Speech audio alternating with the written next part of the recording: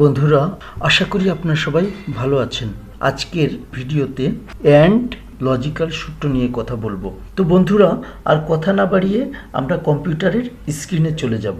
এখানে আমি equal to দিব, ইকুয়াল টু দিয়ে একটা সেলকে নিলাম, এখানে C3 সেলটিকে নিলাম, C3 ইকুয়াল টু 40। C3 ঘরের ভিতরে যে ভ্যালুটি আছে সেটি হচ্ছে 40। তো আমি এখানে লিখলাম C3 ইকুয়াল টু 40 এবং ইন্টার প্রেস করলাম। দেখেন এখানে আসলো কিন্তু ট্রু। এখন আমি যদি এখানে 40-র পরিবর্তে 30 লিখি তাহলে দেখেন আমার এখানে ফলস আসতেছে। আসলে এই সেল সমান 40 না, এই সেলে আছে 30। যদি একটা সেল হয়ে থাকে সেক্ষেত্রে এভাবে ট্রু ফলস দেখাতে পারবো, কিন্তু যদি C3, D3, E4 বিভিন্ন সেলের ট্রু এবং ফলস নির্দেশ করতে হয় তাহলে আমাদেরকে অবশ্যই অ্যান্ড ফাংশন ব্যবহার করতে হবে। এখানে আমি কিছু নাম লিখে রেখেছি আর এখানে কিছু সাবজেক্ট লিখে রেখেছি। এই সাবজেক্টগুলিতে এই স্টুডেন্টরা যে মার্কগুলি পেয়েছে সেই মার্কগুলি আমি এখানে লিখেছি।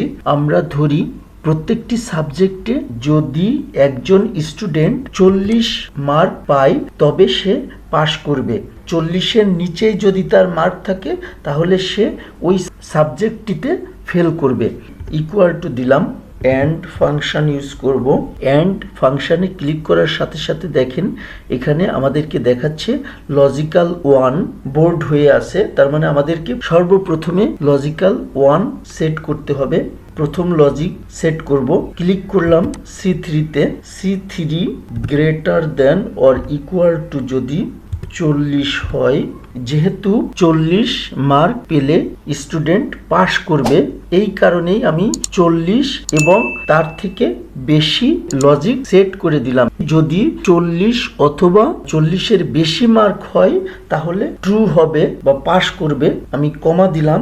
এবার দেখেন লজিক্যাল 2 সেট করতে বলছে, আমি এখানেও দেব D3 greater than or equal to 40 comma logical 3। আমরা লজিক্যাল 3 সেট করব greater than or equal to 40।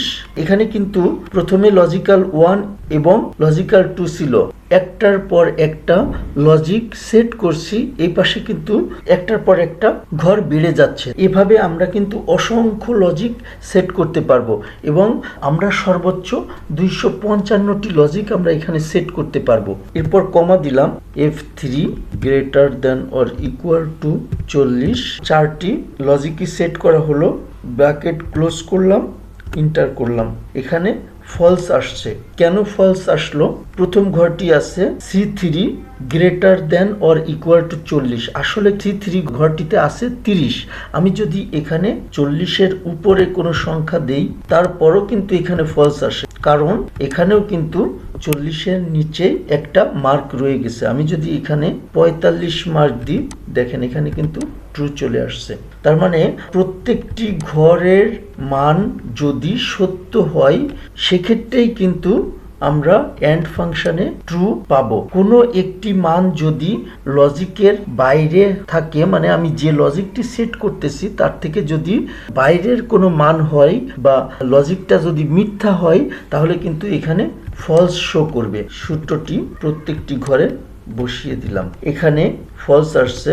প্রথম মার্কটি আছে 60, তারপর 35, যেটা 40-এর নিচেই, এটা 75, এটা 33। এখানে কিন্তু দুইটি মান 40-এর নিচে আছে যার কারণে এখানে ফলস আসছে। ঠিক তেমনি এইখানেও একটি মার্ক 40-এর নিচে আছে, ফলস আসছে। এখানেও দুটি মার্ক 40-এর নিচে আছে, এখানেও ফলস আসলো। আবার এটা কিন্তু ট্রু আসছে, কারণ এখানে যতগুলি মার্ক আছে সবগুলি মার্ক কিন্তু 40-এর উপরে আছে, এই কারণে এটা ট্রু আসলো।